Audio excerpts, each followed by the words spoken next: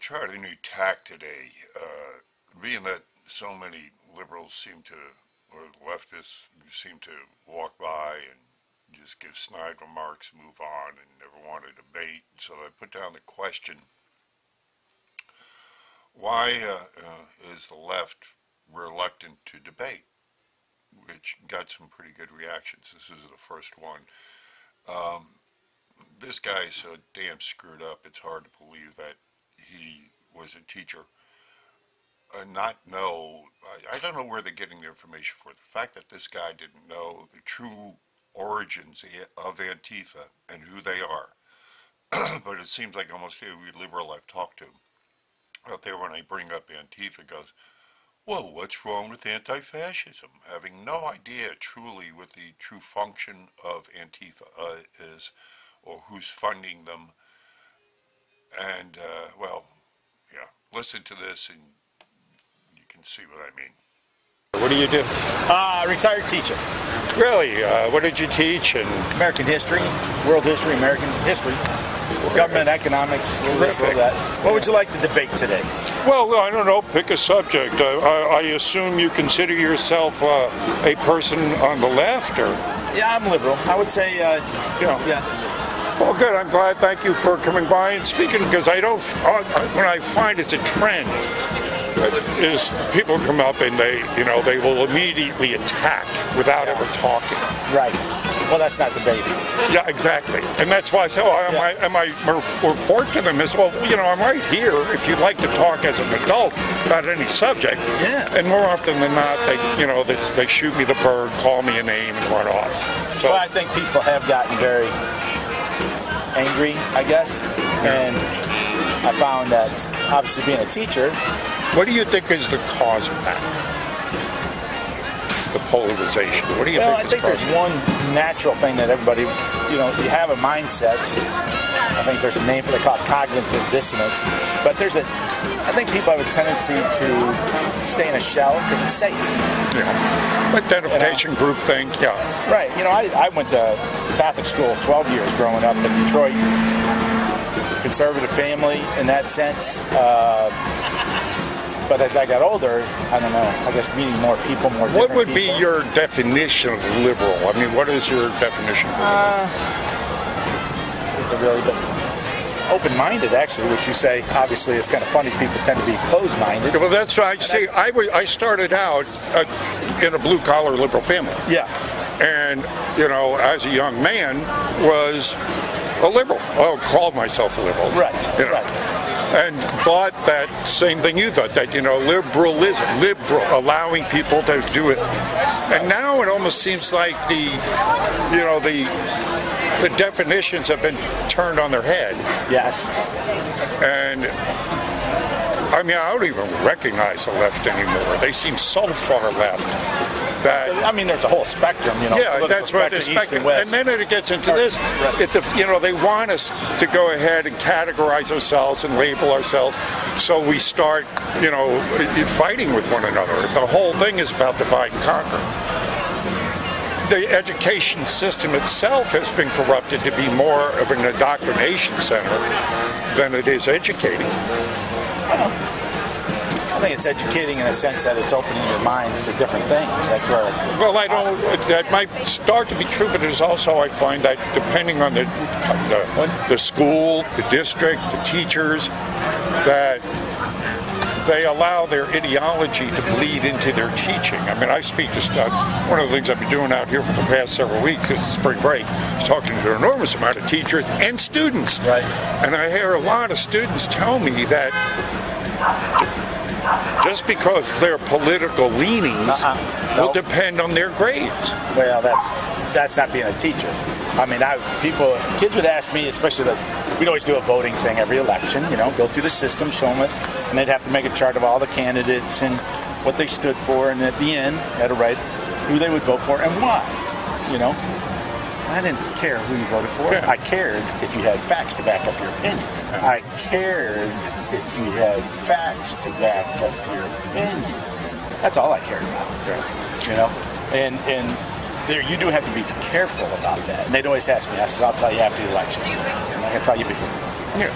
I'll tell you after. And I'll tell you why. Because if I'm asking you to do it, I'm going to tell you why. That was, again, that seems to have changed. I'm only going by the testimony I'm getting from the students I've been speaking to out here. Right. That indeed, depending on their political, they're afraid to talk about their political bent because they will get a lower grade if they come out in a conservative manner. I would attack that teacher, whoever did that. Well, it's not just one teacher. We're talking about a lot of teachers. The whole school system, in some instances, school board is turning political to that extent. I think, I don't know. I see it on both sides. I see both conservative. I say people. I don't see any students coming up to me and saying that because they're liberal, they got a lower grade. I haven't had one student come up and say that to me. Well, that might be also who you are. No, I mean, as you can see, I'm open to all debate. I'm willing to listen. From a distance, people will shun you. And then look at the association that the left has now with groups like Antifa, stopping free speech in Berkeley. I'm just asking. I'm not attacking. Don't give me the evil eye here, buddy. I want to know why you feel that anti-fascist is bad. Because it is anything but anti-fascist. They use fascist techniques. Churchill said, when anti-fascism comes, it will be disguised as anti-fascism. It's the same thing. That's easy to say. I've never heard him say that. No, it's a quote. It is a quote. I have never heard that from him before. But, so you're saying 101st Airborne? The anti-fascists of the 101st Airborne were bad? We shouldn't have fought? I'm talking fascism. about Antifa. Right. Antifa itself is a group that masks themselves, puts communist insignias on with weapons, have beat up anybody that isn't them. This is on film. I got it on film. Would you like to see it on film? It's not them. It's the fascist. The people giving the Nazi salutes. I'm sorry. I'm sorry. Yeah, I have got on record, on film, I have been attacked by Antifa. So you cannot tell me. I've had firsthand experience with this. You never said that. I've had firsthand experience. You understand? I'm on the streets. Right. All right. I've got film of Antifa in masks, banishing weapons, including guns with their hands on the trigger. They don't hide the fact that they are willing to use violence to... They don't hide the fact that they are willing to use violence to... But they're not violence. They're using fascist tactics to defeat fascism. So, but that's cool. So you cannot, they were the ones that performed the violence at Berkeley, stopping free speech. They're the ones that rioted. They're the ones that were breaking windows. They're the ones that stopped the free speech in Berkeley. They are proud of it. They brag about it. Well, they do, because they say that the only way to defeat fascism is with violence, which, if you want to put it that way, free speech is violence. Fascist. Stopping a comedian from talking at Berkeley is violence. Yeah, I think you have to take a look at it from a historical perspective, and they saw that people did not do enough to stand up to the Nazis the first time around. You're a disgusting individual. You really are. You are going to sit here as a history teacher and tell me that free speech... I'm just saying you don't understand. No, I'm saying that what you're telling me as a comedian can be stopped because you got an idea that this person should be stopped because of a speech. Okay. That's your play? What would you have done with Adolf Hitler? You heard him speak. What would you have done? Ignore him. Oh. Laugh at him. Okay. Make fun of him. And those are the people, like the 16-year-old kid. That so you're equating Milo Jovanovic, a gay Republican comedian, to Hitler? Is that what you're doing to me right now? Is that what you're equating? How about Coulter? When they stopped Ann Coulter, are you saying Ann Coulter is Hitler? When Antifa stopped Ann Coulter? See your question here just for a second. Yeah. You're getting very excited. Yeah, because you, That's sir, not are a giving me debate. bullshit about the First Amendment. You're sitting here equating stopping someone's free speech as being okay because we call it anti-fascist. We call it Nazi. Who the hell are you to call Ann Coulter Nazi? Who the hell are you to call Milo Yovanovitch a Nazi? Where gives you that right? Where's your proof of that? Have you ever listened to Milo Yovanovitch? Yeah, I have. Okay, why should Enough he be not to stopped like from him. speaking? I'm just saying. No, why should if it? you Why wanted to don't you talk tell about me things, why you Milo don't wanna talk Yovanovitch about should be them. stopped from speaking? I'd have to look up again exactly what he said. I couldn't quote it. Like Oh, you quoted. so whatever. In other words, you have to be the arbitrator of free speech. You will look I it never up and say said that's not right. Did I say He that? cannot say that. What gives you the right to be the arbitrator of free I speech? don't know if I ever said that. You just I have to look it up to see what he said, to see if it's worthy of Because I don't want to blocking. be wrong. To be against. I don't know about blocking. Whatever, no matter what he says, does he have the right to say it? Sure.